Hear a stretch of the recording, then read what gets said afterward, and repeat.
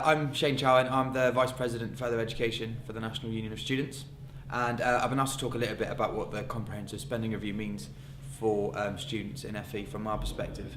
And there are a few things actually that we are incredibly worried about coming out of the CSR. Two things, namely the abolition of the education maintenance allowance and the withdrawal of funding for post-25 level 2 qualifications.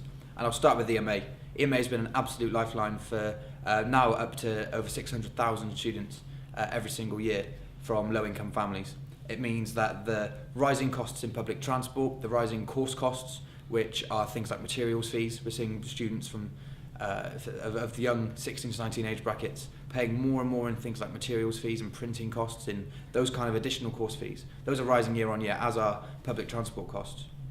So to abolish something like the education maintenance allowance is actually a really regressive step. And we're hearing lots of talk about a more kind of localised approach moving forward to replace EMA, and we really don't think that could ever work. We don't think that there's the capacity in institutions to be able to deliver what is now a £500 million scheme. To be delivered on a local level will require a lot of work on the ground, which in this age of cuts just isn't going to happen, and it's really going to price out a lot of young people from being able to continue in education post-16, which is a real shame and regressive step.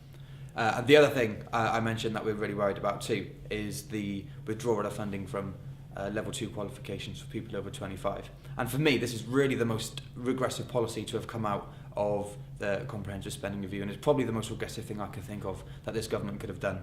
It is actively targeting people who the school system has failed, who have left school with no qualifications, and now this government is expecting them to pay for it. I think that is that couldn't be any more aggressive. And we're expecting people now to take out a student loan to do your GCSEs effectively, and that is bang out of order. And we're going to be working with our partners to actively campaign against that. It's just not in the best interest of students. It's not fair that the low-skilled workforce, the low-skilled adult population out there are paying for a crisis that they had nothing to do with, and that goes the same with young people too. We should be these people, the workforce of the future, that we should be creating a generation of workers, a generation of an inspired, empowered workforce to work and move into a prosperous economy once again. And it's these kinds of moves which is going to take us a massive step backwards. We're going to find it a lot more difficult now to reach that stage with no funding for over 25s to even start on their road to higher education, to further in higher education, and also on behalf of young people too.